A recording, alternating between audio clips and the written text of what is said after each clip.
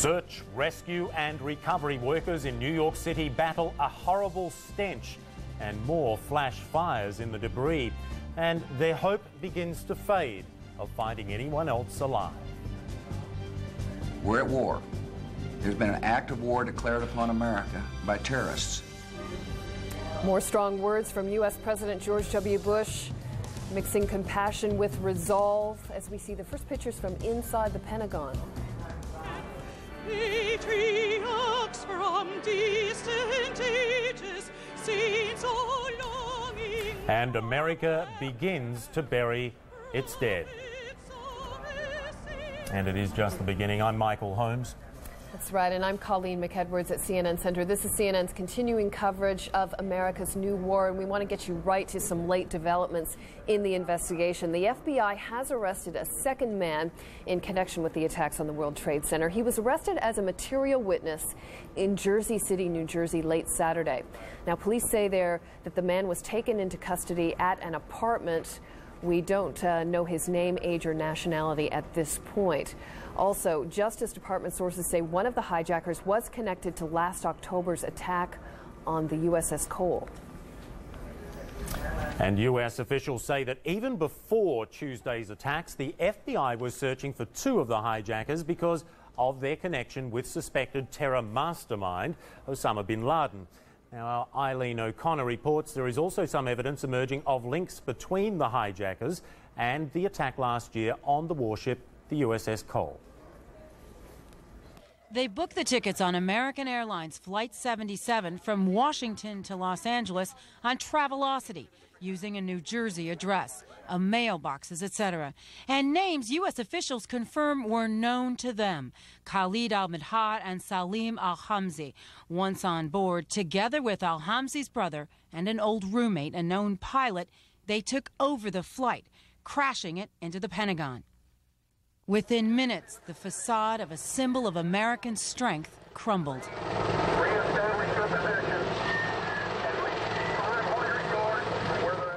As the search and rescue efforts continue, sources say the FBI was informed that Khalid al-Mihdhar and Salim al-Hamzi were associated with Osama bin Laden and the bombing of the USS Cole.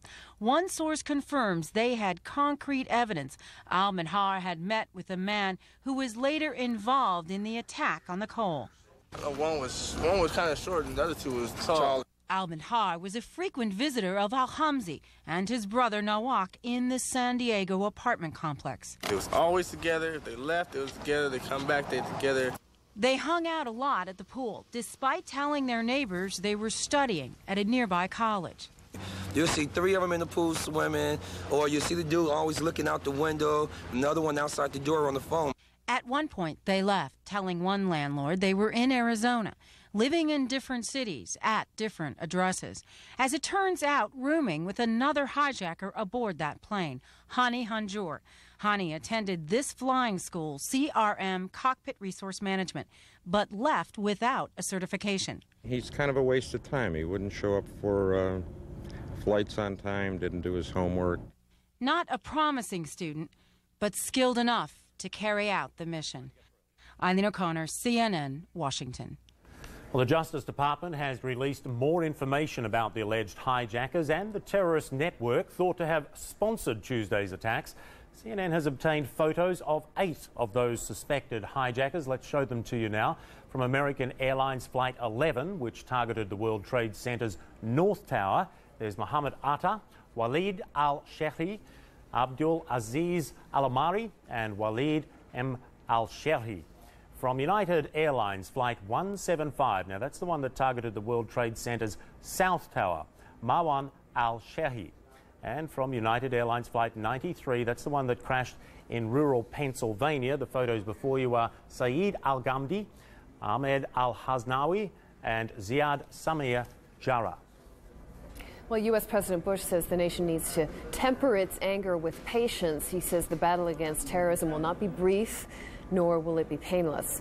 Well, Mr. Bush spent much of his day with his national security team at the Camp David presidential retreat. Major Garrett is at the White House and joins us now with more. Major, any sense at this point about what they talked about through the day? Well, they talked about an entire range of issues, Colleen. Among the people in the meeting with the president at Camp David, his top national security advisors, the CIA director, his Secretary of State, Colin Powell, his national security advisor, Condoleezza Rice, also the Attorney General, John Ashcroft, bringing the president the latest information about the investigation into the terrorist attack on Tuesday. In talking to reporters at the top of this meeting, the president for the first time identified Osama bin Laden as the prime U.S. suspect behind the terrorist attack on Tuesday, though he hastened to add that Osama bin Laden is not the only suspect the United States government is looking at. The White House also later did not rule out the use of ground troops in any military response to the terrorist attacks. Thirdly, the president spoke on the phone for about 10 minutes with Pakistani president and military leader Pervez Musharraf. White House says thanking President Musharraf for the agreement and cooperation Pakistan has provided the United States. Key, Secretary of State Powell says, among the broadening coalition of nations willing to join the United States in a military response to the terrorist acts. The president also told reporters when he was asked if he would discuss any of the details of the decision-making process at that meeting that he would not in any way disclose any of the decision-making process, but he made it clear to the American public the gravity of the situation. We're at war. There's been an act of war declared upon America by terrorists, and we will respond accordingly. And I appreciate very much the American people understanding that. As we plan, as we put our strategy into action, we will let you know when we think it's appropriate, not only for to protect the lives of our servicemen and women, but to make sure our coalition has had proper time to be noticed as well. But we're going to act. Keying on the fact that the president outlined that the members of the coalition, which the United States says is broadening, will be given proper notice, the Arab League on Saturday also said that it would agree to support the United States in whatever military action it takes, provided it receives advanced notice ahead of time. Also, Secretary of State Colin Powell at that very same meeting at Camp David told reporters, "We are receiving," and I quote here, "expressions of support from around the world, and not just rhetorical support, but real support for whatever may lie ahead in this campaign that is ahead of us to win the war." And the president also told reporters that the United States would seek high and low everywhere across the world to find the suspected terrorists. They will try to hide. They will try to avoid the United States and our allies. But we're not going to let them. They run to the hills. They find holes to get in. And we will do whatever it takes to smoke them out and get them running, and we'll get them. And listen, this is a great nation. We're a kind people. None of us could have envisioned the barbaric acts of these terrorists. But they have stirred up the might of the American people. And we're going to get them. For however long it takes. Colleen, if I could, I'd like to take you back to the terrifying and earliest moments of this catastrophe. Tuesday morning, the president was in Sarasota, Florida. We were traveling with him. The day was to have begun in a quite ordinary way. The president was going to talk education reform to a group of students at Emma E. Booker Elementary School. He was preparing to do just that. You can see his Chief of Staff, Andrew Card, telling him something. You see the president's expression change dramatically. We have only just recently learned what Mr. Card told the president in that hushed conversation.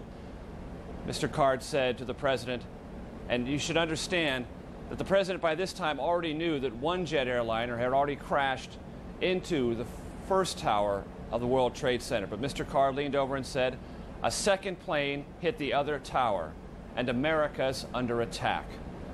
Asked to describe it later, Andrew Card said it was a surreal moment. Doubtless, indeed. Colleen. Major Garrett, thanks very much.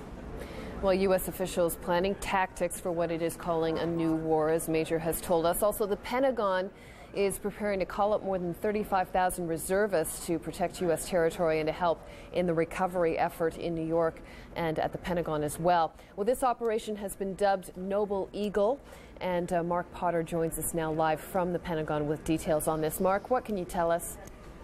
Well, good morning, Colleen. I can tell you that Noble Eagle is the Pentagon's new name for the mission to provide homeland defense and disaster relief.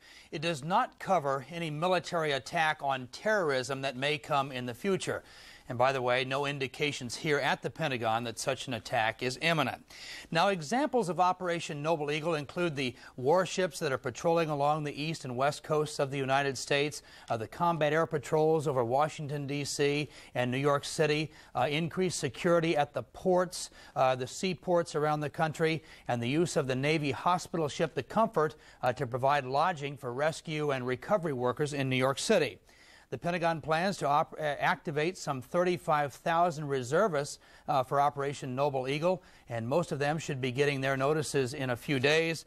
Some Coast Guard reservists, hundreds actually, have already been notified. Now, this morning, the workers at the Pentagon, are still going through the rubble, sifting through the rubble, trying to find victims. At last report, 85 remains have been pulled from the site. You're seeing a live picture as it can be seen this morning. At this hour, under the floodlights, the workers are still there. 85 remains have been recovered. They're being taken to the Dover Air Base in Delaware for identification. The Arlington County Fire Chief says that recovery efforts could take 10 days or more. Pentagon officials say the repair of the building itself could take years and could cost hundreds of millions of dollars. The area hit by the plane had just been reinforced, and officials say that that may actually have been fortuitous. It was fortuitous, and that many lives may have been saved because of the reinforced steel and the bomb-proof windows and the strong walls that were there in that area. And they say that because of that, many people were protected and were able to flee the building to safety before that area hit by the plane at a lower floor collapsed in on itself. Back to you. All right, Mark Potter, thanks very much for that update. Michael, over to you. Okay, Colleen, thanks very much. Well, to many experts, the United States and its allies would face a formidable task should they opt for a sustained military campaign in Afghanistan.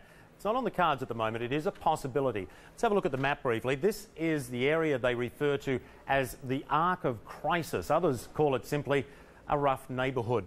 Looking at the map there, you can see just how crucial Pakistan is in reaching Afghanistan.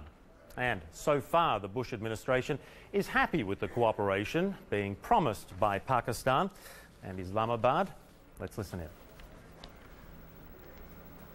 I might especially want to thank the President and people of Pakistan for the support that they have offered and their willingness to assist us in whatever might be required in that part of the world as we determine who these perpetrators are.